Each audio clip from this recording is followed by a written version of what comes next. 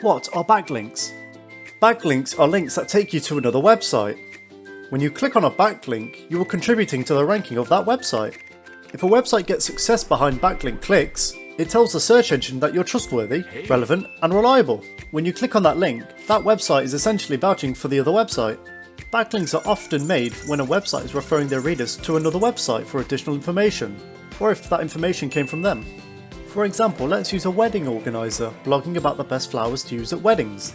They refer a florist website because then it creates a beneficial backlink, and vice versa. The more credible the source, the more impact it will make for your ratings.